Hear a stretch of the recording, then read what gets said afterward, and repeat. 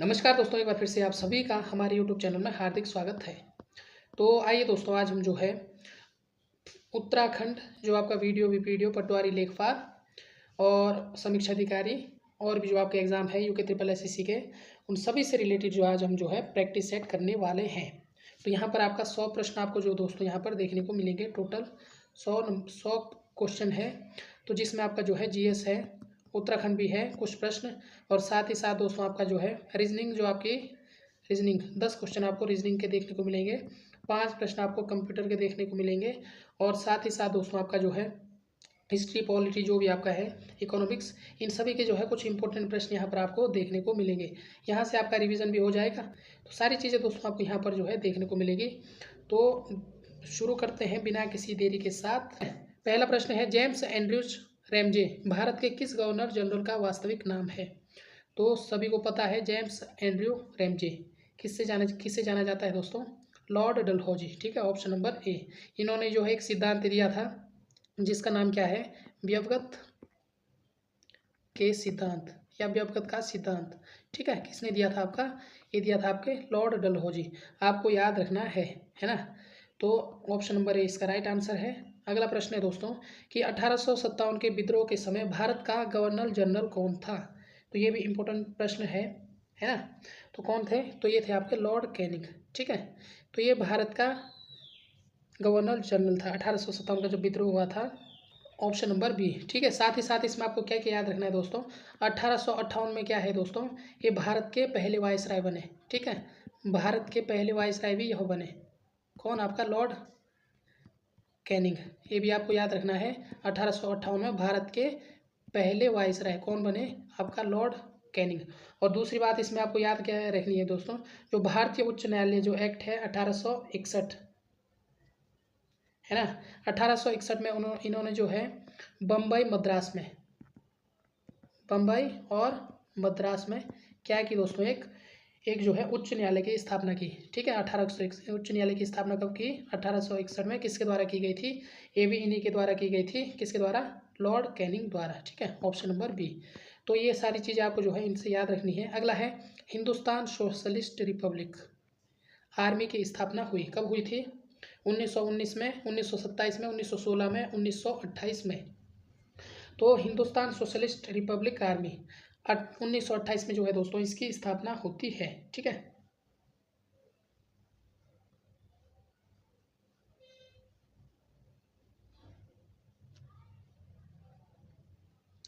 ठीक है, ये जो हिंदुस्तान सोशलिस्ट रिपब्लिकन, ठीक है, 1928 में जो है इसकी स्थापना होती है। लेकिन जो है दोस्तों इसका जो एक नाम है, पूर्व नाम, ठीक है, पूर्व नाम क्या है इसका?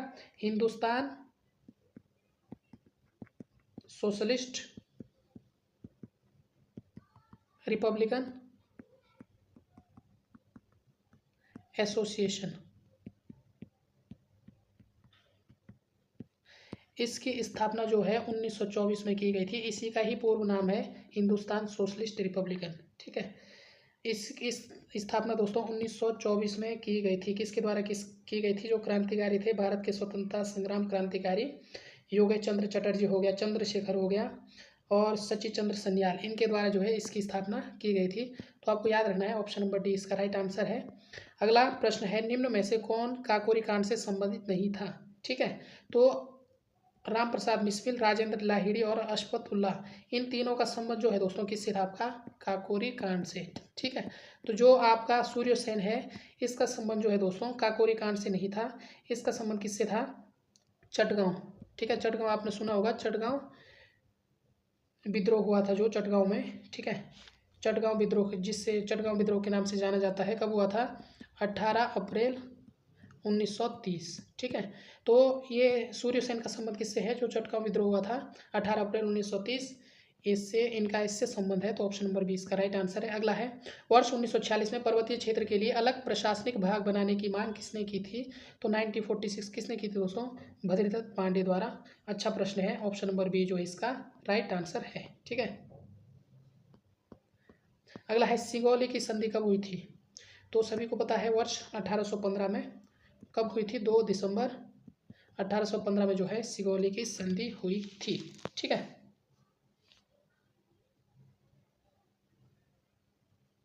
तो इसमें हस्ताक्षर किसने किए थे दोस्तों, ये आप सभी को पता है। एक किसके बीच में हुई थी, एक तो आपकी ईस्ट इंडिया कंपनी थी, है ना, और दूसरा आपका नेपाल, है ना। नेपाल और ईस्ट इंडिया कंपनी के बीच जो यह संधि हुई थी। तो नेपाल की तरफ से हम बात करें तो नेपाल की तरफ कौन थे, राजा गुरु गजराज मिश्र, ठीक है। राजा गुरु गजराज मिश्र जो है नेपाल की तरफ से थे, गजराज मिश्र आपको याद रखना है। ये नेपाल की तरफ से थे। और जो ईस्ट इंडिया की कंपनी की तरफ से कौन थे दोस्तों, वो थे आपके लेफ्टिनेंट कर्नल पेरिल ब्रेडशॉ, आपको याद रखना है, पेरिल ब्रेडशॉ, ठीक है, पेरिल ब्रेडशॉ। इन दोनों ने जो है इस संधि पर हस्ताक्षर किए थे, सिंगोली की संधि 1815, 2 दिसंबर 1815 आपको याद रखनी है। अगला प्रश्न है, निम्न में से कौन सा प्राचीन वलित पर्वत नहीं है। तो अरावली पर्वत, यूराल पर्वत, एंडीज पर्वत या अपलेशियन पर्वत। तो इनमें से कौन सा जो है वलित पर्वत नहीं है। तो इसका राइट आंसर क्या होगा दोस्तों, आपका ऑप्शन नंबर सी, ठीक है। ये क्या है, नवीन पर्वत है, नवीन वलित पर्वत है। कौन सी आपकी, एंडीज पर्वतमाला। बाकी यूराल पर्वत, अरावली पर्वत, अपलेशियन पर्वत, ये क्या है, प्राचीन वलित पर्वत के एग्जाम्पल है। जो एंडीज पर्वतमाला आपकी वो कैसी है, नवीन वलित पर्वतमाला का एग्जाम्पल है। तो पृथ्वी की भूमध्य रेखीय परिधि लगभग कितनी है। तो पृथ्वी की भूमध्य रेखीय परिधि है दोस्तों आपका 40,000 किलोमीटर, ठीक है। आपको याद रखना है, आपसे डायरेक्ट पूछा जा सकता है जो पृथ्वी की भूमध्य रेखीय परिधि कितनी है, ऑप्शन नंबर 20 का राइट आंसर है। बढ़ते हैं अगले प्रश्न की ओर। अगला है, निम्न में से कौन सा युग्म गलत है। तो बताना है आपको, डोडी ताल, उत्तरकाशी, देवरिया ताल, टिहरी, बेनीताल चमोली, बासुकी ताल, रुद्रप्रयाग, कौन सा यहाँ पर जो है सही नहीं है। तो इसका राइट आंसर क्या है दोस्तों, आपका ऑप्शन नंबर बी, ठीक है। तो देवरिया ताल जो है आपका टिहरी में नहीं है। तो देवरिया ताल कहाँ पर स्थित है दोस्तों, यह जो आपका रुद्रप्रयाग में है। कहाँ पर है, रुद्रप्रयाग। तो बाकी सभी सही है। डोडी ताल आपका उत्तरकाशी में है, बेनीताल चमोली में है, बासुकी ताल भी रुद्रप्रयाग में है, और देवरिया ताल भी आपका कहाँ पर है, रुद्रप्रयाग। तो तीनों सही है, ठीक है। तो ये आपको जो है अच्छे से नोट करना है।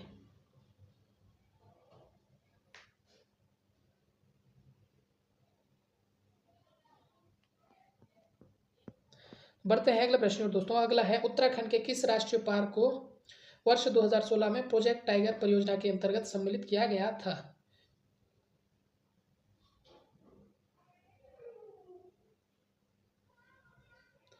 तो गोविंद राष्ट्रीय पार्क, गंगोत्री राष्ट्रीय पार्क,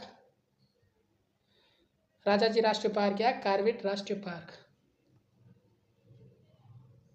तो किस में सम्मिलित किया गया था दोस्तों, तो कौन सा वो पार्क है, नेशनल पार्क है जिसे जो है प्रोजेक्ट टाइगर के अंतर्गत 2000 में सम्मिलित किया गया था। इंपॉर्टेंट प्रश्न है, अच्छा प्रश्न है, आपके एग्जाम में बन सकता है। तो ये आपका राजाजी नेशनल पार्क, ठीक है। तो राजाजी नेशनल पार्क है दोस्तों, आप सभी को पता है कहाँ पर यह आपका देहरादून और पौड़ी में स्थित है ना। 1983 में जो है इसकी स्थापना होती है। और यदि हम बात करें दोस्तों तो इसका जो कितने वर्ग क्षेत्रफल में फैला है, तो 820.42 820.42 वर्ग किलोमीटर क्षेत्र में यह आपका फैला हुआ है। तो ये चीज़ भी आपको याद रखनी है, ऑप्शन नंबर सी इसका राइट आंसर है। अगला है, कलियासोड़ भूस्खलन क्षेत्र उत्तराखंड में कहाँ स्थित है। तो कहाँ है आपका कलियासोड़ भूस्खलन क्षेत्र, तो ये है आपका श्रीनगर और रुद्रप्रयाग के बीच में, ठीक है। श्रीनगर और रुद्रप्रयाग के बीच में एक स्थान आता है कलियासोड़, ठीक है। ये क्या है दोस्तों, एक प्रकार का भूस्खलन क्षेत्र है। अगला प्रश्न है, उत्तराखंड में किस वन्यजीव विहार समूह की स्थिति पश्चिम से पूर्व की ओर स्थित है। तो ये इंपॉर्टेंट है, इस प्रकार के प्रश्न जो है आपके एग्जाम में आजकल बन रहे हैं। तो पश्चिम से पूर्व की ओर जो है आपको बताना है जो आपके वन्यजीव विहार है। तो बताना है आपको कौन सा जो है राइट आंसर है, ठीक है। तो सबसे पश्चिम आप सभी को पता है केदारनाथ का है आपका, उत्तरकाशी में है अस्कोट, फिर उसके बाद है आपका नंदा देवी, फिर आपका बिंसर, ठीक है। तो कौन सा है सबसे पहले आपका, कौन सा है, केदारनाथ, उत्तरकाशी, नंदा देवी, चमोली, बिनसर कहाँ है दोस्तों आपका, बिनसर हो गया, अस्कोट हो गया, ठीक है। तो ऑप्शन नंबर सी जो है इसका राइट आंसर है, ऑप्शन नंबर सी। आपको पश्चिम से पूर्व की ओर जो है इसका स्थान बताना है, ऑप्शन नंबर सी। अगला है दोस्तों, फिर से आपको सुमेलित करना है। यहाँ पर आपके दो आब हैं। दो आब क्या होता है, जो दो नदियाँ हैं, एक नदी और दो नदी, इन दोनों के बीच का जो खाली स्पेस है इसे क्या कहते हैं, दोआब, ठीक है। इसे दोआब कहते हैं। तो ये दोआब है दोस्तों, यहाँ पर 4 प्रकार के दोआब आपको देखने को मिलते हैं, लेकिन यहाँ पर आपको 3 दिखाई दे रहे हैं। तो कौन सा दोआब किस पर स्थित है, बिस्ट, बारी, रचना, है ना, आपको जो है मिलान करना है। तो देखिए दोस्तों बिस्ट, तो इसको पहचानने की एक ही ट्रिक है, इसके नाम पे ही जो है इसे पहचाना जाता है। ठीक है, तो जैसे यहाँ पर बिस्ट लिखा तो बी से के बॉ से क्या है आपका व्यास। ठीक है, बॉ से व्यास है, और आधा सौ से क्या है दोस्तों आपका, आधा सौ से आपका सतलज। ठीक है, बी आधा सौ, तो आधा सौ से आपका क्या है सतलज। तो व्यास और सतलज तो कहाँ है, एक आपका क्या है 3।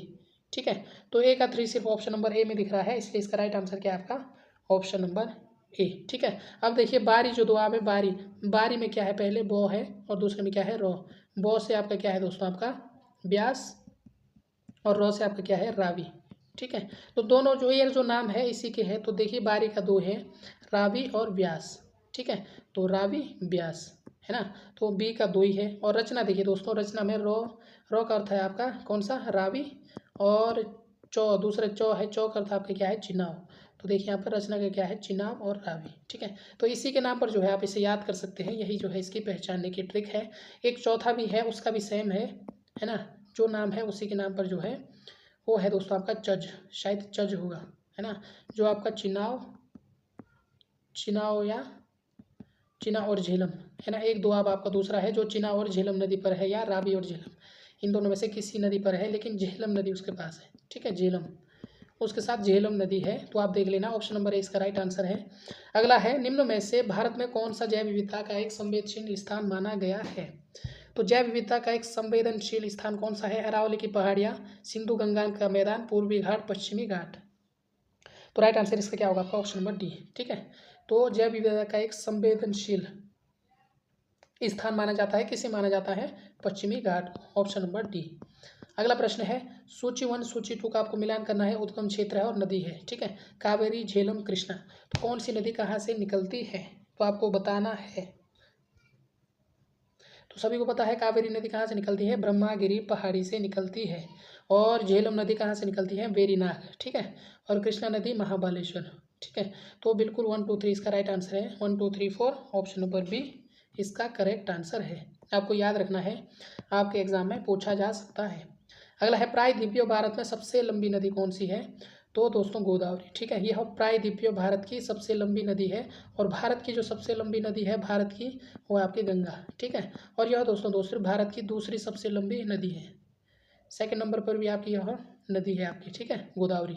प्रायद्वीपीय भारत की जो है जो सबसे लंबी नदी है, प्रायद्वीपीय भारत की सबसे लंबी नदी है, लेकिन पूरे भारत में सबसे लंबी नदी कौन सी है, गंगा, और सेकंड नंबर पर कौन सी आपकी गोदावरी। तो ये भी आपको याद रहना है, ऑप्शन नंबर सी जो इसका राइट आंसर है। कितनी इसकी है दोस्तों, 1465। ठीक है, 1465 किलोमीटर तक यह बहती है, और दक्षिण भारत की भी सबसे लंबी नदी है। ठीक है, दक्षिण भारत की सबसे लंबी नदी कौन सी आपकी, गोदावरी। तो ये भी आपको याद रखना है, ऑप्शन नंबर सी। अगला है, भारत में सर्वाधिक सिंचाई विस्तार प्रतिशत वाला राज्य है, तो उत्तर प्रदेश, मध्य प्रदेश, पंजाब, हरियाणा। तो सबसे ज़्यादा परसेंटेज के आधार पर सिंचाई विस्तार कहाँ पाया जाता है, तो ये आपका पंजाब में। ठीक है, ऑप्शन नंबर ए है ना, तो इसमें जो कुल बोए गए क्षेत्रफल के सबसे ज़्यादा क्षेत्रफल जो है सिंचाई की जाती है आपकी पंजाब में, ऑप्शन नंबर इसका राइट आंसर है। अगला है दोस्तों, दक्षिण गंगोत्री क्या है, तो दक्षिण गंगोत्री क्या है, ये सभी को पता है, अंटार्कटिका में भारत शोध केंद्र, ऑप्शन नंबर बी। अगला प्रश्न है, तमिलनाडु का समुद्र तट क्या कहलाता है, तो जितने भी समुद्र तट है आपके, समुद्र से लगे तट हैं, उनके नाम अपने आप कॉपी में लिख देना। तो यहाँ पर जो तमिलनाडु का कौन सा दोस्तों आपका, कोरोमंडल तट। ठीक है, ऑप्शन नंबर डी। अगला है, कौन सा राज्य समूह भाखड़ा नागल परियोजना से जल प्राप्त करता है, तो कौन कौन से राज्य है जो भाखड़ा नागल जो बांध है आपका, है ना, उससे जो है आप क्या करते हैं, जल प्राप्त करता है। ठीक है, सबसे पहले तो आप ये देखो कि जो भाखड़ा नागल बांध कहाँ पर है, ये आपका पंजाब में स्थित है। पंजाब के कहाँ पर है, पंजाब के यह सतलज नदी में यह स्थित है। ठीक है, तो एक प्रश्न आपका यहाँ से यह बन जाता है ना, यह जो है सबसे बड़ी बहुउद्देश्य नदी घाटी परियोजना है आपकी कौन सी, भाखड़ा नागल बांध। ठीक है, तो पंजाब, हरियाणा, और कहाँ पर जाता है दोस्तों, पंजाब, हरियाणा, दिल्ली, राजस्थान। ठीक है, तो 4 राज्यों में जो है इसका जाता है, 3 राज्य और एक जो आपका दिल्ली है केंद्र शासित प्रदेश। तो यहाँ पर पंजाब और दिल्ली, राजस्थान, हरियाणा, तो दिल्ली यहाँ पर नहीं है ऑप्शन में, तो ऑप्शन नंबर सी है हरियाणा, पंजाब, राजस्थान। तो सी जो है इसका बिल्कुल राइट आंसर है। तो बढ़ते हैं अगले प्रश्न की ओर। अगला है, भारत के संविधान के किस अनुच्छेद के अनुसार राज्यों के राज्यपाल के द्वारा मुख्यमंत्री की नियुक्ति की जाती है? ठीक है, तो कौन सा अनुच्छेद है? 163, 165, 164, 166। आर्टिकल आपको बताना है, तो 164। ठीक है, 164 है ना। और राज्यपाल को सहायता और सलाह देने के लिए जो है 163 है। अनुच्छेद 163 किस में है? राज्यपाल को सहायता और सलाह देने के लिए मंत्रिपरिषद। ठीक है, मंत्रिपरिषद, राज्यपाल को सहायता और सलाह देने के लिए मंत्रिपरिषद आपका किस में है? आर्टिकल 163 में। ठीक है, और 164 में क्या है दोस्तों? मंत्रियों की नियुक्ति से संबंधित जो है प्रावधान है ना। और बाकी बढ़ते हैं अगले प्रश्न की ओर। अगला प्रश्न दोस्तों, संविधान के किस अनुच्छेद के अनुसार ओबीसी को आरक्षण के प्रावधान दिए गए हैं? तो कौन सा अनुच्छेद है दोस्तों आपका? Option number C. ठीक है, अनुच्छेद 15(4) और अनुच्छेद 16(4) में, है ना। इसके अनुसार ओबीसी अन्य पिछड़ा वर्ग को आरक्षण के प्रावधान दिए गए हैं। इंपॉर्टेंट प्रश्न है, इसे आप याद रख लेना। अगला प्रश्न है, संविधान के किस अनुच्छेद द्वारा पृथक अनुसूचित जनजाति आयोग का गठन किया गया है? तो कौन सा है पृथक अनुसूचित जनजाति आयोग आपका? 338 को, ऑप्शन नंबर सी। अगला प्रश्न है, भारत में सार्क सम्मेलन सबसे पहले किस वर्ष आयोजित किया गया था? तो सार्क जो सम्मेलन हुआ था भारत में सबसे पहले कब हुआ था? तो राइट आंसर है आपका ऑप्शन नंबर ए। ठीक है, 1986 में, है ना। आपको याद रखना है, ये हुआ था आपका 16 से 17 नवंबर। ठीक है, 1986 में हुआ था। कहाँ पर हुआ था दोस्तों? बेंगलुरु, है ना, बेंगलुरु में हुआ था। ठीक है, तो ऑप्शन नंबर ए इसका राइट आंसर है। अगला है दोस्तों, वर्ष 1997 में विश्व पर्यावरण सम्मेलन आयोजित किया गया था। तो कहाँ पर किया गया था? 1997 में। तो विश्व पर्यावरण सम्मेलन ये किया गया था आपका क्योटो, ऑप्शन नंबर सी। कब किया गया था? 1 से 10 दिसंबर। ठीक है, 1997। इंपॉर्टेंट प्रश्न है, आपको याद रखना है ना। तो पूछा जा सकता है, ऑप्शन नंबर सी इसका राइट आंसर है। अगला है, भारत के पहले परमाणु सिद्धांत में सम्मिलित है। भारत के परमाणु सिद्धांत में सम्मिलित है, तो क्या क्या है? पहल न करना, न्यूनतम विश्वसनीय निवारण, एक तरफा प्रतिबंध। तो तीनों जो है भारत के परमाणु सिद्धांत में सम्मिलित है, ऑप्शन नंबर डी। अगला है, वर्ष 2001 में ब्रिक्स शब्द को किसने गढ़ा था? तो सभी को पता है, जिम ओ'नील, है ना। इन्होंने जो है 2001 में जो है ब्रिक्स शब्द गढ़ा था, option number D. Option number क्या है? ए, है ना। जब ब्रिक था इस समय दोस्तों साउथ अफ्रीका जो है इसके साथ नहीं था, है ना। साउथ अफ्रीका जो है इस टाइम शामिल नहीं था, ये भी आपको याद रखना है। जब ब्रिक शब्द गढ़ा गया था, यह शब्द जिम ओ'नील द्वारा, तो उस समय जो है साउथ अफ्रीका इसमें शामिल नहीं था। 2006 में शामिल होता है शायद, आप देख लेना। तो ऑप्शन नंबर ए इसका राइट आंसर है। अगला है, किसके शासनकाल में भारत में उदारीकरण के प्रथम चरण को आरंभ किया गया? तो इसका राइट आंसर आपका क्या होगा? Option number B. ठीक है, पीवी नरसिम्हा राव, है ना। इन्हीं के शासनकाल में दोस्तों भारत में उदारीकरण के प्रथम चरण को आरंभ किया गया था। इंपॉर्टेंट क्वेश्चन है। ठीक है,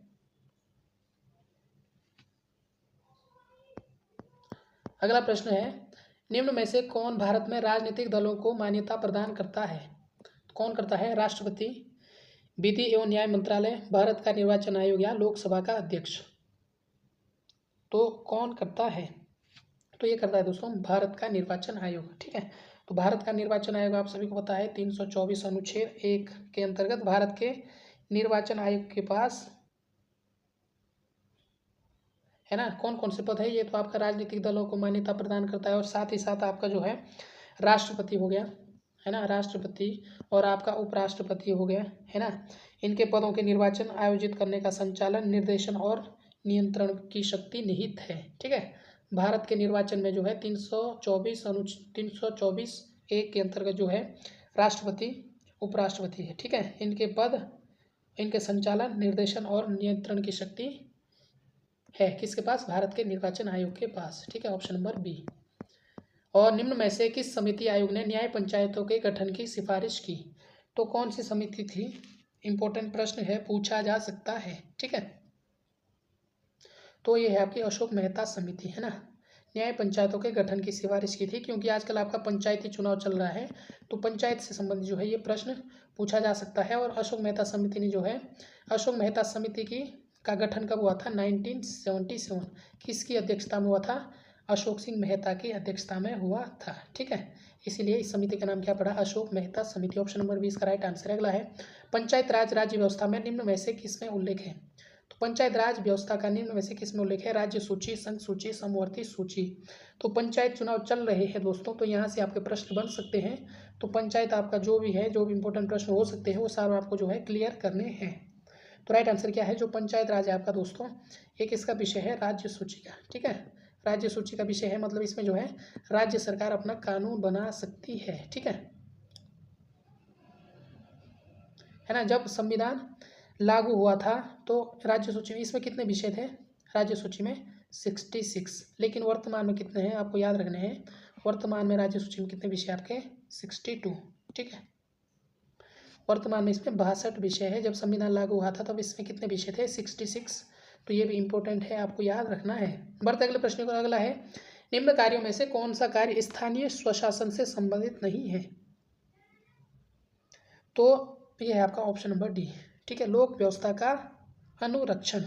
ठीक है, यह आपका जो है स्थानीय स्वशासन से संबंधित नहीं है। Option number D.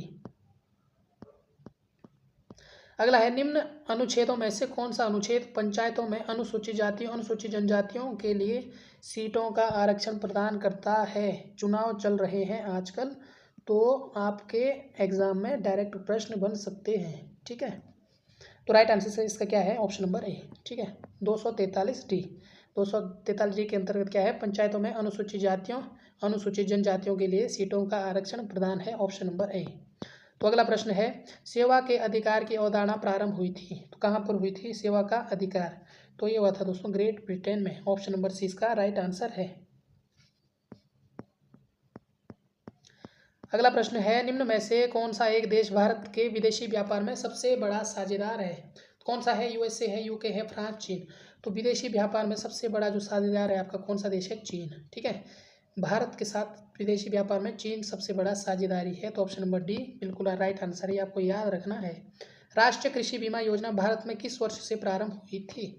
तो राष्ट्रीय कृषि बीमा योजना इंपॉर्टेंट प्रश्न है, तो कब हुई थी? इसका राइट आंसर क्या होगा आपका? Option number C. ठीक है, 1999-2000 में, है ना। तो किसानों के लिए जो यह राष्ट्रीय कृषि बीमा योजना 1999 से 2000 में शुरू हुई थी। Option number C. अगला है, वर्ष 2011 की जनगणना के अनुसार भारत में निम्न में राज्यों में से किस राज्यों में न्यूनतम लिंगानुपात है? पंजाब, उड़ीसा, राजस्थान, हरियाणा। तो सबसे कम लिंगानुपात किसका है दोस्तों? तो आपका पता है ऑप्शन नंबर बी। ठीक है, हरियाणा का। ऑप्शन नंबर बी इसका राइट आंसर है। अगला है, भारत में राष्ट्रीय आय की गणना की समस्याओं में से एक है, तो कौन सा है? अल्प रोजगार, बचतों का निम्न स्तर, मुद्रास्फीति या गैर मौद्रिक उपभोग। ठीक है, ऑप्शन नंबर डी है। जो भारत में राष्ट्रीय आय की गणना की समस्याओं में से एक जो कारण है वो आपका ये है गैर मौद्रिक उपभोग। Option number D. अगला है दोस्तों, भारत में कृषि के लिए पुनर्वित्त प्रदान करने वाला सर्वोच्च बैंक कौन सा है? सभी को पता है, नाबार्ड। ठीक है, ऑप्शन नंबर बी है। यह जो है भारत में कृषि के लिए क्या करता है? वित्त प्रदान करता है। Option number B. अगला है, भारत में कौन सा क्षेत्र सबसे अधिक प्रत्यक्ष विदेशी निवेश एफडीआई इक्विटी प्रवाह को आकर्षित करता है? तो कौन सा क्षेत्र है आपका? सेवा क्षेत्र। तो राइट आंसर क्या है आपका? Option number C. ठीक है, सेवा क्षेत्र है जो भारत में सबसे अधिक प्रत्यक्ष विदेशी निवेश एफडीआई इक्विटी प्रवाह को आकर्षित करता है। तो आपको याद रखना है ऑप्शन नंबर सी। अगला प्रश्न दोस्तों, मानव विकास सूचकांक निम्न में से किसका संयुक्त सूचकांक है? ठीक है, इंपॉर्टेंट है, इसमें आप लगा देना, क्या स्टार लगा देना। तो कौन सा है मानव विकास सूचकांक? तो ये है दोस्तों आपका जीवन प्रत्याशा, शैक्षणिक उपलब्धि और प्रति व्यक्ति आय। ये आता आपका मानव विकास सूचकांक के अंतर्गत। Option number C. अगला प्रश्न है, भारत में सीमांत जोत का आकार कितना है? तो 1 हेक्टेयर से भी कम भारत में जो है सीमांत जोत का आकार है। अगला प्रश्न है, ब्रिक्स संघ किस वर्ष ब्रिक्स में परिवर्तित हुआ? तो अभी हमने इससे पहले कहा था 2006 नहीं है। ठीक है, तो 2009 या 10 कौन सा हो सकता है? 77 का ए है 2010 में। ठीक है, ब्रिक 2001 में जो है यह गढ़ा गया था, जिम ओनिल द्वारा जो है ब्रिक शब्द दिया था, ठीक है। उस समय जो है ब्रिक्स में साउथ अफ्रीका नहीं था, ठीक है। तो ब्रिक्स ब्रिक्स 100 का मतलब क्या है, साउथ अफ्रीका। तो ये कब इसमें शामिल हुआ, 2010 में। ये भी आपको याद रखना है, ऑप्शन नंबर ए। अगला प्रश्न दोस्तों, वैश्वीकरण में सम्मिलित नहीं है, तो इनमें से कौन सा नहीं है जो वैश्वीकरण में सम्मिलित नहीं है। तो सार्वजनिक क्षेत्र की इक्विटी विनिवेश, ठीक है। ऑप्शन नंबर डी जो है यह इसमें शामिल नहीं है। अगला प्रश्न है, निम्न में से कौन सा एक वैश्विक स्पर्धात्मक सूचकांक रिपोर्ट प्रकाशित करता है। तो वैश्विक स्पर्धात्मक सूचकांक रिपोर्ट कौन प्रकाशित करता है, ऑप्शन नंबर बी, विश्व आर्थिक फोरम, ठीक है। अगला प्रश्न है, सार्क सदस्य देशों को प्रशिक्षण देने हेतु भारतीय अनाज भंडारण प्रबंधन एवं अनुसंधान संस्थान स्थित है। तो कहाँ पर है दोस्तों, हापुड़ में, ठीक है।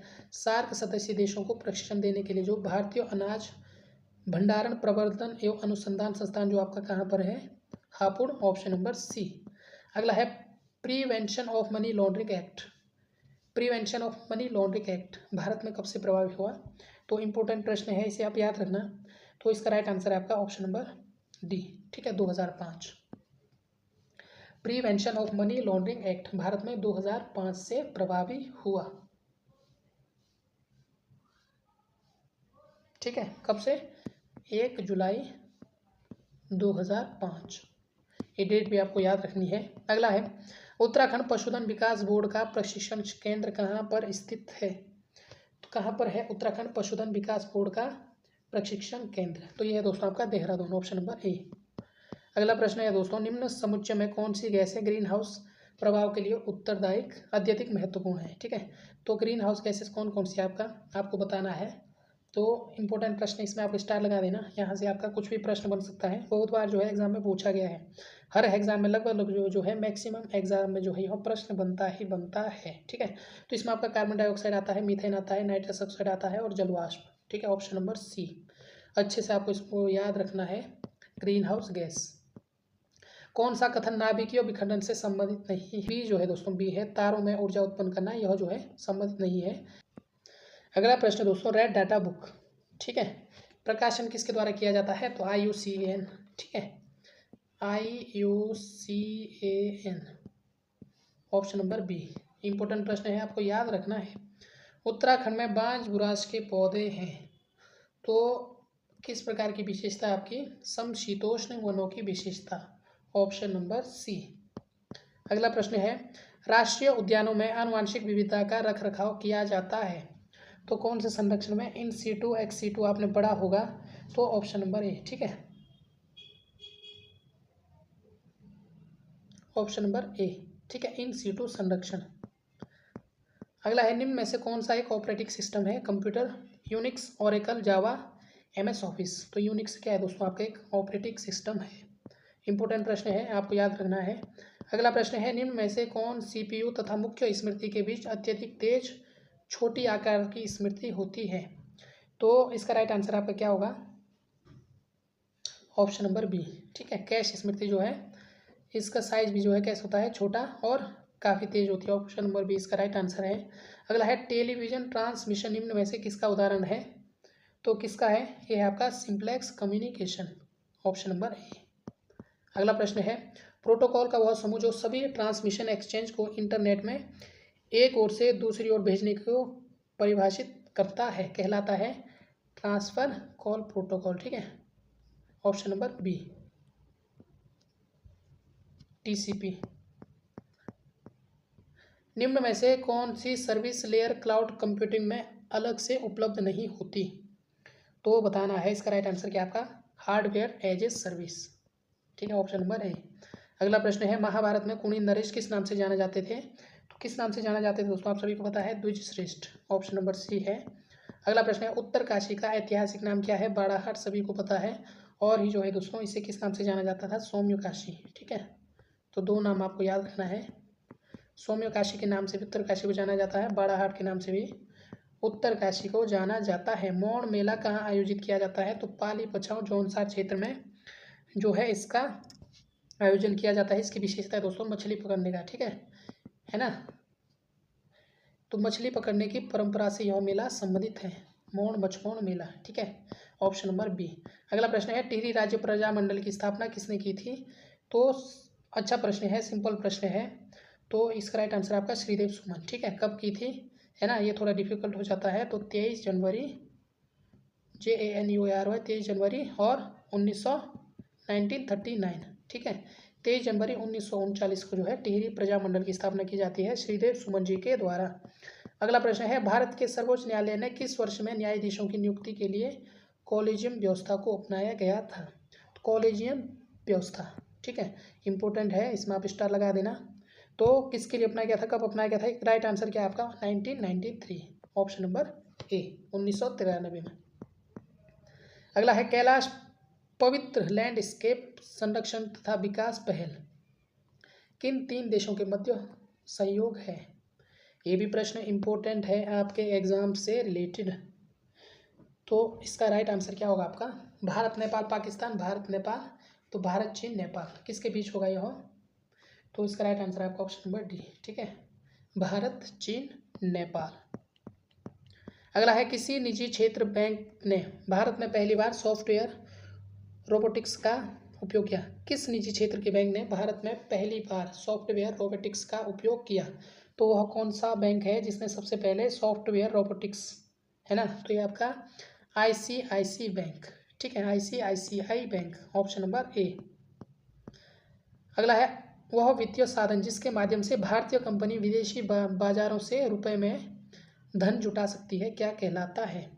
तो इसे कहते हैं दोस्तों मसाला बैंड। ठीक है, ऑप्शन नंबर सी। अगला है, अंतर्राष्ट्रीय समुद्री संगठन द्वारा समुद्र में असाधारण बहादुरी के लिए पुरस्कार प्राप्त करने वाले विश्व की पहली महिला कौन थी? तो बताइए। अंतर्राष्ट्रीय समुद्री संगठन में जो है असाधारण बहादुरी के लिए विश्व में प्राप्त करने वाली, है ना, बहादुरी के लिए जो जिन्होंने पुरस्कार प्राप्त किया था, कौन सी महिला है? तो राइट आंसर आपका ऑप्शन नंबर डी है, राधिका मेनन। अगला प्रश्न दोस्तों, बथुकम किस राज्य का पर्व है? तो हिंदू स्त्रियों द्वारा जो है यह मनाया जाता है, हिंदू महिलाओं द्वारा। तो किसका है दोस्तों? यह आपका जो है ऑप्शन नंबर बी है, तेलंगाना। अगला प्रश्न है, वर्ष 2024 में किसे प्राच्य भाषा का दर्जा दिया गया? ठीक है, ओडिया, आपको पता होगा, ऑप्शन नंबर ए जो है इसका राइट आंसर है। अगला प्रश्न है, ब्रिक्स शब्द की रचना करने वाले ब्रिटेन के विद्वान जिम ओ'नील, है ना, उनका संबंध जो है किससे है? अर्थशास्त्र या राजनीतिक शास्त्र? तो इनका संबंध जो है दोस्तों अर्थशास्त्र से है, जिन्होंने 2001 में जो है ब्रिक नाम गढ़ा था। ठीक है, अगला प्रश्न है, किस भारतीय वैज्ञानिक को न केवल नोबेल पुरस्कार अपितु भारत रत्न से भी सम्मानित किया गया है? कौन से भारतीय वैज्ञानिक है जिन्हें नोबेल पुरस्कार और साथ ही साथ भारत रत्न पुरस्कार दोनों प्राप्त हैं? तो ये दोस्तों आपका CV रमन। ठीक है, रमन स्पेक्ट्रोस्कोपी के लिए इन्हें दिया गया था, है ना, और भौतिकी में दिया गया था। ठीक है, 1930 में जो है इन्हें क्या दिया गया था दोस्तों? यह पुरस्कार दिया गया था प्रकाश के प्रकीर्णन के लिए, जो है यह पुरस्कार दिया गया था। ठीक है, और भारत में नोबेल पुरस्कार जो दिया गया था 1930 में दिया गया था प्रकाश के प्रकीर्णन के लिए। ठीक है, और जो भारत रत्न दिया गया था 1954। तो ये भी आपको याद रखना है। वैदिक देव मंडल में निम्न में से कौन देवता युद्ध का देवता माना जाता था? सभी को पता है, इंद्र। इंपोर्टेंट प्रश्न है, ऑप्शन नंबर बी इसका राइट आंसर है। ठीक है, इन्हें जो है युद्ध का देवता माना जाता था। मगध में नंद वंश का संस्थापक कौन था? तो बताना है, महापद्मानंद। ठीक है, तो कौन था? महापद्मानंद, ऑप्शन नंबर ए। यूनानी लेखक जस्टिन द्वारा किसे सेंड्रोकोट्स कहा गया था? तो चंद्रगुप्त मौर्य। ठीक है, चंद्रगुप्त मौर्य ने जो है किसकी स्थापना की थी? मौर्य वंश के संस्थापक आपके कौन थे? चंद्रगुप्त मौर्य। ठीक है, जो आपका जस्टिन है और साथ ही साथ दोस्तों आपका स्ट्रेबो एरियन, इन तीनों ने जो है चंद्रगुप्त मौर्य को क्या कहा? सेंड्रोकोट्स।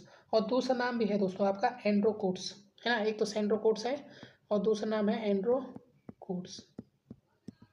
यह नाम किसने दिया था? एरिया, ये दिया था दोस्तों प्लूटार्क। ठीक है, और एपिनास, ये भी आपको याद रखना है, इंपॉर्टेंट है।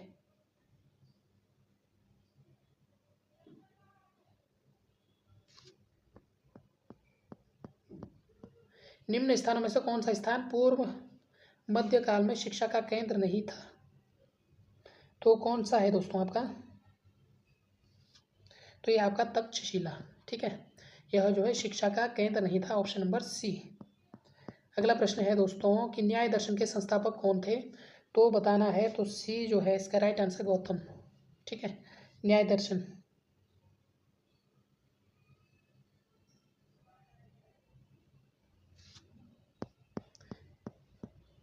घोड़े के नाल के आकार की मेहराब सर्वप्रथम प्रयोग में लाई गई थी? तो बताना है कब लाई गई थी, किस दरवाजे में लाई गई थी? अलाई दरवाज़ा। ठीक है, तो अलाई दरवाज़ा में जो है सबसे पहले कहाँ है दोस्तों आपका? दिल्ली में। ठीक है,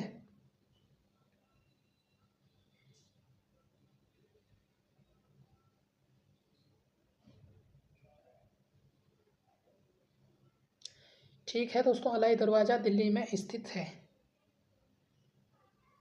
ना। और निर्माण किसने किया था? अलाउद्दीन खिलजी।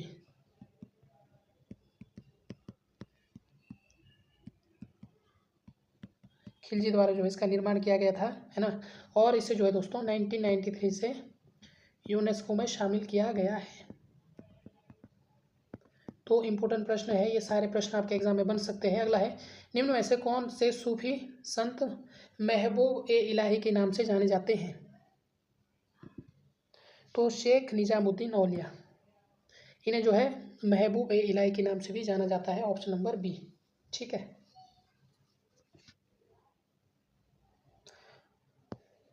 और कौन कौन से नाम है दोस्तों शेख निजामुद्दीन औलिया के? और कौन कौन से नाम है? इन्हें जो है सुल्तान उल मसहाइक के नाम से भी जाना जाता है, सुल्तान उल मसहाइक। और इसके अलावा जो है दोस्तों इन्हें दस्तगीर ए दोहजा। ठीक है, दस्तगीर ए दोहजा। और इसके अलावा जो है दोस्तों, इसके अलावा जो है इन्हें इसके अलावा इन्हें जग उजियारे के नाम से भी इन्हें जाना जाता है, तथा कुतुब ए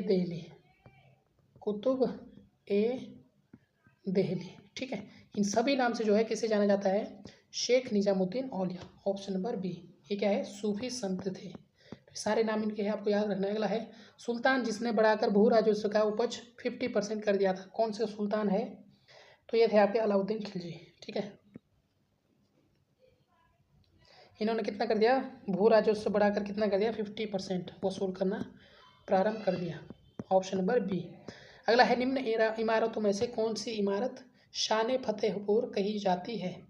तो किसे शान फतेहपुर कही जाती है? तो यह है दोस्तों आपका जामा मस्जिद। ठीक है, किसने करवाया था? शाहजहां। 1656 में इसका निर्माण किसने करवाया था? शाहजहां ने करवाया था। ठीक है, किससे? यह जो है संगमरमर पत्थरों से निर्मित है, संगमरमर, जामा मस्जिद। और भारत की सबसे बड़ी मस्जिद, सबसे बड़ी मस्जिद। ठीक है, तो ये सारी चीज़ें हैं, आपको याद रखनी है। अगला है, तबकात ए अकबरी किसने लिखी थी? तो Tabaqat e Akbari, option number D, Nizamuddin Ahmad. ठीक है,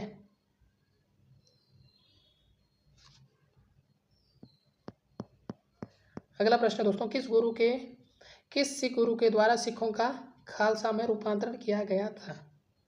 तो सिखों का खालसा में रूपांतरण किसने किया था? Guru Gobind Singh, option number C, है ना। यह जो है 10वें गुरु थे सिखों के। ठीक है, और इनके द्वारा एक ग्रंथ लिखा गया दोस्तों, दसम ग्रंथ। अगर पूछा जाता है, वो भी दसम ग्रंथ भी किससे संबंधित है? 10वां ग्रंथ गुरु गोविंद सिंह से। अगला प्रश्न है, निम्न में से कौन नीला जल योजना, ब्लू वाटर नीति से संबंधित है? तो ब्लू वाटर पॉलिसी किससे संबंधित है आपका? तो ये आपका de Almeida, option number A. अगला है, उस फ्रांसीसी सेनापति का नाम बताइए जो 1760 ईस्वी के वांडीवाश युद्ध में पराजित हुआ। तो 1760 में वांडीवाश का युद्ध हुआ था, तो कौन सा था जो पराजित हुआ? तो इसका राइट आंसर है आपका ऑप्शन नंबर ए, काउंट लाली। ठीक है, किसके हाथों पराजित हुआ? आयरकुट, है ना, आयरकुट सेनापति था, उसके हाथों जो यह पराजित हुआ, काउंट लाली। तो ये भी आपको याद रखना है, ऑप्शन नंबर ए। अगला प्रश्न है दोस्तों, ब्रिटिश संसद के किस अधिनियम ने भारत में व्यापार पर ईस्ट इंडिया कंपनी के एक अधिकार को समाप्त किया? तो कौन सी कंपनी थी? तो 1813 का चार्टर एक्ट, ठीक है। तो इसके द्वारा जो है भारत में व्यापार पर ईस्ट इंडिया कंपनी के अधिकार को समाप्त किया गया। इंपॉर्टेंट प्रश्न है। और अगला प्रश्न है, दक्षिण भारत में सिंचाई व्यवस्था का अग्रदूत किसे माना जाता है? तो किसे माना जाता है दोस्तों? ये माना जाता है आपका सर आर्थर कॉटन, ठीक है, ऑप्शन नंबर ए। इन्हें जो है दक्षिण भारत में सिंचाई का अग्रदूत माना जाता है। तो बढ़ते हैं, अब आता है आपका रीजनिंग, ठीक है। तो रीजनिंग दोस्तों, ये प्रश्न है रीजनिंग के, इसी प्रकार के आपके प्रश्न बनने हैं एग्जाम में। तो देखिए, एफ ए का भाई है, सी ए की पुत्री है, के एफ की बहन है, जी सी का भाई है, तो जी का चाचा या मामा कौन है? तो देखिए, जो भाई पाई बहन है, ठीक है, वो तो एक साइड आएंगे आपके, है ना, एफ ए का भाई है ना, और सी ए की पुत्री है, तो सी नीचे आएगा, ठीक है, बिल्कुल सी नीचे आएगा। और के एफ की बहन है, तो एफ की बहन कौन है? के। भाई बहन आपको एक साइड रखने हैं, इस प्रकार से आपको चार्ट बनाना है। तो अब देखिए, आप देखो जी सी का भाई है, ठीक है, तो जी सी का भाई है, यहाँ पर जी लिख देते हैं, ठीक है। तो जो आपका बॉयज़ है उसमें क्या करते हैं आप? पॉजिटिव, है ना। तो यहाँ पर देखो के बहन है ना, के एफ की बहन है, तो के बहन है तो ये माइनस आएगी, माइनस मतलब ये फीमेल है ना। और जी क्या है दोस्तों? भाई है, तो ये पॉजिटिव आएगा। और ये सी जो आपका नेगेटिव आएगा क्योंकि फीमेल है ना। अब जी का चाचा या मामा कौन है? तो कौन होगा जी का चाचा? तो जी का जो चाचा होगा, एफ ए का भाई है, तो ये होगा आपका एफ, ठीक है। तो राइट आंसर क्या होगा आपका? सी। एक घड़ी में 4:20 हैं, मिनट और घंटे की सुई के बीच कौन होगा? कौन आपको निकालना है, बिल्कुल सिंपल प्रश्न है, इस प्रकार के प्रश्न पूछे जाते हैं। तो घंटे की सुई दोस्तों 1 मिनट में कितना कौन बनाती है? 1/2 आपको याद रखना है, ठीक है। तो 20 मिनट में कितना कौन बनाएगी? तो सबसे पहले देखो 20 गुणा, है ना, 1/2, तो 20 मिनट में 10 डिग्री बनाएगी, ठीक है। तो 4:20 में तो कौन सा होगा आपका? ऑप्शन नंबर बी, ठीक है। तो बिल्कुल सिंपल सा प्रश्न था।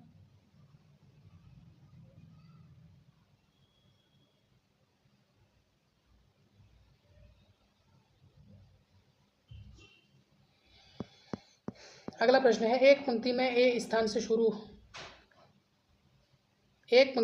का स्थान शुरू से 18वां है, बी का स्थान अंत से 16वां है, यदि सी का स्थान शुरू से 25वां हो और वह ए और बी के बिल्कुल बीच में हो, तो पंक्ति में कुल कितने व्यक्ति हैं?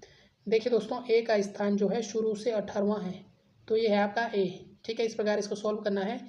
यहाँ पर इसका स्थान कितना है? 18वां, ठीक है। और बी का स्थान अंत से 16वां है, तो यहाँ से लास्ट से यहाँ तक बी कितना है? बी का स्थान 16 है, आपका बी है। और सी का स्थान जो है शुरू से 25वां है, ये है आपका सी, शुरू से, है ना, सी है शुरू से, इसका स्थान कितना है? 25वां है, ठीक है। और वह जो है ए और बीच के बीच में है, तो ये कहाँ पर है? ये बीच में है। सी कहाँ पर है आपका? बीच में है, बी और सी ए के बीच में है, ये आपका सी है, इसका स्थान कितना है? 25वां, ठीक है। अब आपसे पूछा गया है, तो पंक्ति में कुल कितने व्यक्ति हैं? देखिए, ऊपर से अगर आप गिनोगे, नीचे से देखो, नीचे से बी का स्थान कितना है? 16, ठीक है। और ऊपर से आप बी का स्थान देखो कितना है,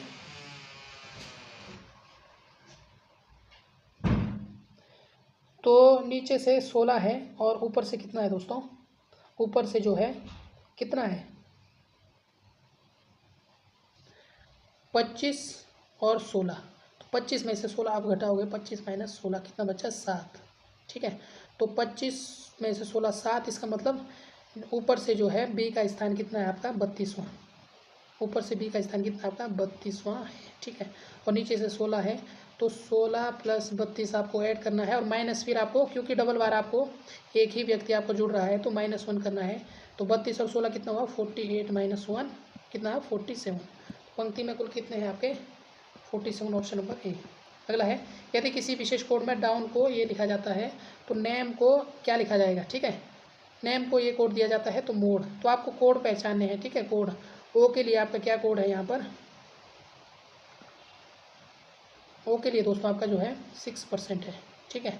और एम के लिए कौन सा कोड है, एम, ये एम यहाँ पर है, एम का कोड है आपका 9, एम के लिए 9 है। और डी का कोड कौन सा है आपका, डी का कोड आपका हैश है।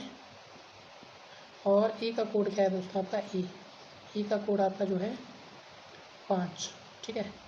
ई का कोड आपका 5 है। तो 5 कहाँ पर है, लास्ट सबसे पहले आपका आएगा, सबसे पहले आपका आएगा 6.53, क्या आएगा आपका, सबसे पहले देखते हैं एम, एम का कोड देखते हैं, एम का कोड ये है, एम का कोड है परसेंटेज, ठीक है। सबसे पहले आएगा आपका परसेंटेज। और फिर आपका ई एम, ओ का कोड ए वाला, ओ का कोड क्या है, बीच में ए @ कहाँ पर है, परसेंट @ और फिर आपका डी का जो कोड है दोस्तों, डी का कोड है आपका, डी का कोड ये दिया है यहाँ पर 3।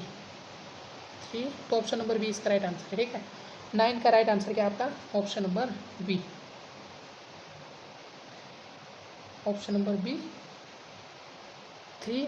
हाँ ये तो है, डी भी तो है। लास्ट में देखते हैं ई का कोड क्या है आपका, ई का कोड है दोस्तों आपका 5 है, ठीक है। तो बी नहीं होगा, ऑप्शन नंबर डी होगा। राइट आंसर क्या है आपका, ऑप्शन नंबर डी। बस कोड आपको पहचानने हैं, शब्द के नीचे कौन सा कोड है। अब यहाँ पर दिया है, यहाँ पर पूछा गया है कि अंक 3 है तो नीचे का अंक क्या होगा, ठीक है। ऊपर का अंक 3 है तो नीचे का अंक क्या होगा, तो 6 5 4 6 3 1। कौन सा यहाँ पर जो है, यहाँ पर आपको कौन सा फाइंड करना है, तो नीचे का अंक क्या होगा दोस्तों, विपरीत आपको पूछा गया है। तो विपरीत कौन सा होगा यहाँ पर, 3 का विपरीत क्या होगा आपका 5, ठीक है। Option number C. ये है दोस्तों वेन डायग्राम, है ना। यहाँ पर आपको लाभ, लाभांश, बोनस, ठीक है।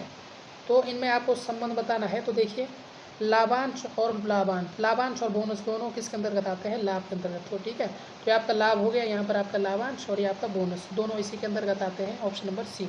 इस प्रकार ये सॉल्व करना है ना। जैसे आपसे अगर पूछा जाता है पशु, है ना, और गाय और बकरी, अगर आपसे पूछा जाता है पशु, गाय, बकरी, इनमें क्या संबंध है, ठीक है।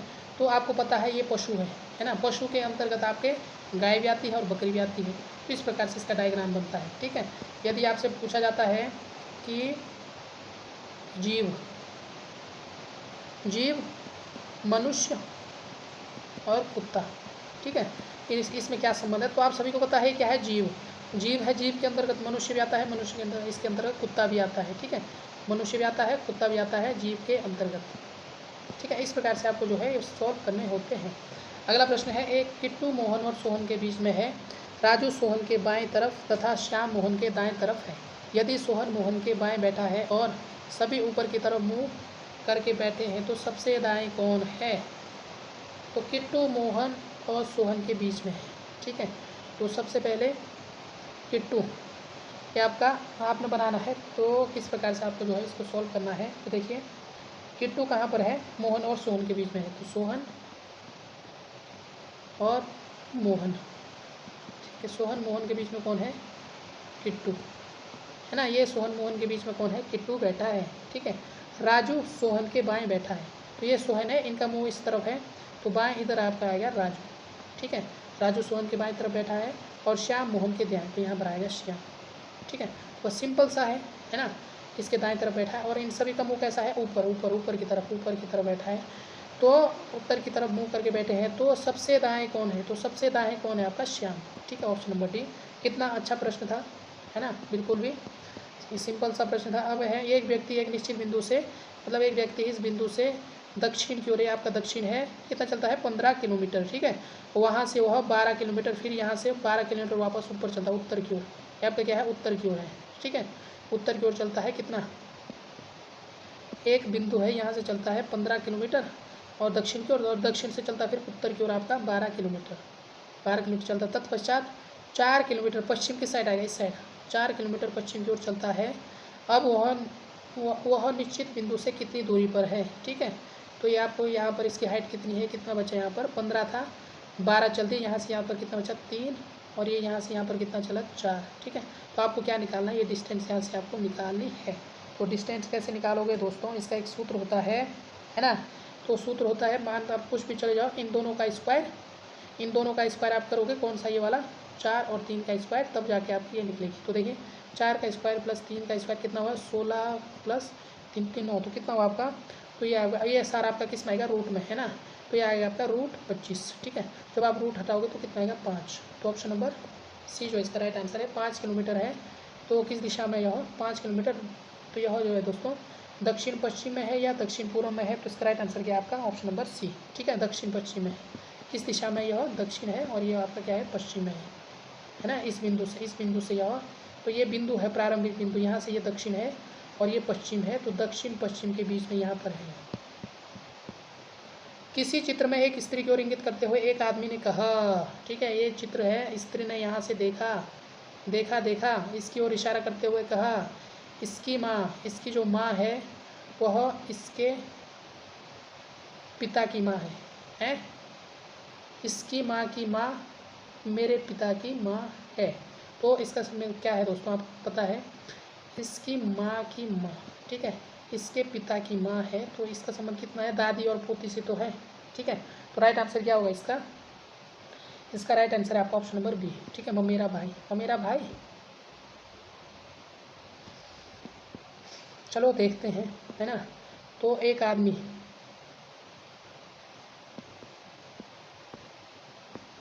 स्त्री कहती है, स्त्री एक आदमी से, ठीक है,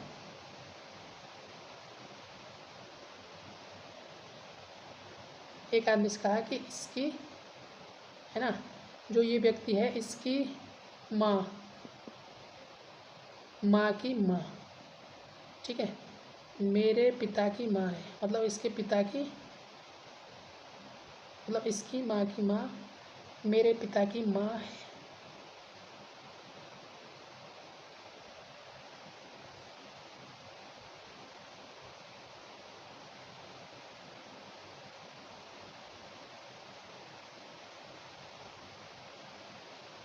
तो वह आदमी चित्र वाले से, अच्छा आदमी पूछा है, आदमी, तो आदमी का क्या संबंध है दोस्तों, आदमी का जो रिलेशनशिप है वो क्या है आपका, मेरा भाई, ऑप्शन नंबर बी, ठीक है। अगला प्रश्न है, त्रिभुज आपको ज्ञात करने हैं, इसमें कितने त्रिभुज हैं। तो देखिए 1 2 3 4, तो कितने हैं इसमें 10, 1 2 3 4, 10 नीचे में है। तो एक त्रिभुज ये वाला है ना, बड़ा वाला, और एक ये वाला 2, और एक ये वाला और एक ये वाला, है ना। तो कितने हुए, तो 2 + 4 इसमें और हो गए, तो कितना हुआ टोटल, 10 10 20 और 4 24, ऑप्शन नंबर सी। अगला प्रश्न है, एक व्यक्ति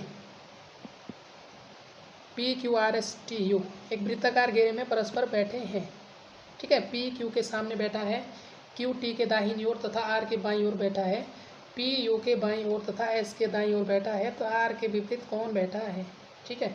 तो इस प्रकार का सवाल अगर यदि आपके एग्जाम में पूछा जाता है तो आपको सबसे पहले क्या बनाना है, गोला बनाना है। क्या पूछा है, वृत्ताकार, ठीक है, वृत्ताकार गोले में बैठा है ना।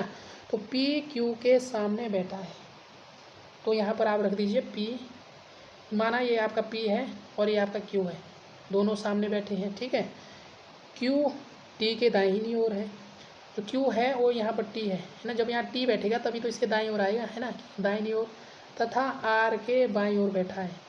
तो Q जो है वो T के दाईं ओर और R यहाँ पर आएगा, इसके बायां ये आएगा, है ना। जब इनका मुंह इधर होगा तो ये इसका बायां हाथ आएगा, ठीक है, बाईं ओर Q बैठा है, और जब इसका मुंह इस केंद्र की ओर होगा तो इसके दाईं बैठा है, ठीक है। तो ये हो गया, है ना। P U के बाईं ओर है, P जो है U के बाईं ओर है, तो इसका मतलब U यहाँ होगा, ठीक है। P U के बाईं ओर है क्योंकि इसका बायां इस साइड होगा, ठीक है, और S के दाईं ओर, S यहाँ पर बैठा होगा। अब पूछा गया है R के विपरीत कौन बैठा है, तो R के विपरीत भाई कौन बैठा है, P के विपरीत तो Q बैठा था, T के विपरीत S बैठा है, R के विपरीत कौन बैठा है, U, ठीक है। तो राइट आंसर क्या है इसका आपका, ऑप्शन नंबर ए। इस प्रकार से आपको इसको सॉल्व करना है। ये है दोस्तों ये अच्छा प्रश्न है, आपसे पूछा जाएगा। सभी पुस्तकें पत्तियाँ हैं, यदि आपको इस प्रकार का आता है तो आपको क्या करना है, गोला गोला, जो सभी आएगा, है ना, सभी पुस्तकें पत्तियाँ हैं, तो सारी पुस्तकें हैं पत्तियाँ हैं, तो सारी पुस्तक ये है, ठीक है, क्या है, पत्तियाँ आएगी बाहर, ये आपकी क्या आएगी, पुस्तक, क्योंकि सारी पुस्तक क्या है, पत्तियाँ, ठीक है। इस प्रकार आपको गोला करना है। और कुछ पत्तियाँ क्या है, वन है, तो ये कुछ पत्तियाँ, तो कुछ में आपको क्या करना है, थोड़ा सा गोला करना है इस पत्तियों के साथ, है ना। तो ये आपका कुछ भाग आ गया, ये क्या आपकी वन है ना। कोई भी वन संदूक नहीं है, ठीक है। तो ये संदूक है, तो कोई भी वन संदूक नहीं है, तो हमें इसे दूर ही रखना है। अब आपसे कुछ वन पुस्तकें हैं, कुछ वन पुस्तकें हैं, क्या यह कहा गया है, क्या यह कहा गया है, वन और पुस्तक के बारे में कहा गया है, नहीं कहा गया, ये भी गलत हो जाएगा। कोई भी पुस्तक संदूक नहीं है, कोई भी पुस्तक संदूक नहीं है, बिल्कुल नहीं है, क्योंकि क्या कहेगा, कोई भी वन संदूक नहीं है ना। कोई भी पुस्तक संदूक नहीं है, बिल्कुल, है ना। संदूक ये है, पुस्तक ये है, तो ये दोनों दूर दूर है, तो ये नहीं है, तो ये आपका हो सकता है, ठीक है। कुछ पत्तियाँ संदूक है, कुछ पत्तियाँ क्या संदूक है, नहीं है, क्योंकि ये दूर है ना, ये पास है, तो बिल्कुल ये भी गलत है। आपका ऑप्शन नंबर बी इसका राइट आंसर है। अनुसरण 2 करता है, ठीक है, केवल अनुसरण 2 करता है, ऑप्शन नंबर बी। अगला है, एक व्यक्ति योग कर रहा है, ठीक है, उसका सिर नीचे और पांव ऊपर है, ठीक है, उसका मुंह, ये व्यक्ति योग कर रहा है ना, सिर नीचे और पांव ऊपर, ठीक है, इस प्रकार से इसके पांव ऊपर है, सिर नीचे है। अब ये पूछा गया है कि पांव ऊपर है, उसका मुंह पश्चिम की ओर है, तो मुंह किस साइड है, पश्चिम, पश्चिम किस साइड है आपका, ये तो पूर्व हो गया, मुंह हो गया दोस्तों आपका इस साइड पश्चिम, ठीक है, मुंह इसका किस साइड है, पश्चिम की ओर है, और उसका बायां हाथ किस दिशा में होगा, तो ऑब्वियस बात है, जब ये मुंह जब इसका पश्चिम की ओर होगा, पश्चिम की ओर, तो बायां हाथ जो है दोस्तों इसका किस दिशा में होगा, दक्षिण दिशा में, दक्षिण नहीं उत्तर दिशा में होगा, ठीक है, किस दिशा में होगा आपका, उत्तर दिशा में होगा। यकीन आए आप कर लेना एक बार, ठीक है, तो किस दिशा में होगा आपका, उत्तर दिशा में, ऑप्शन नंबर सी। तो 32 का राइट आंसर क्या आपका, ऑप्शन नंबर सी इसका करेक्ट आंसर है ना। तो ये है दोस्तों कुछ महत्वपूर्ण प्रश्न है, 10 प्रश्न, 10 या 4 5 6 प्रश्न आपके रीजनिंग के रहे होंगे, और साथ ही साथ आपके जो है कंप्यूटर से संबंधित प्रश्न है, तो सारे प्रश्न इंपॉर्टेंट है। रीजनिंग भी आपने देखी होगी, कितने अच्छे अच्छे सवाल यहाँ पर थे, है ना, इसी प्रकार के आपके जो है एग्जाम में बनने वाले हैं।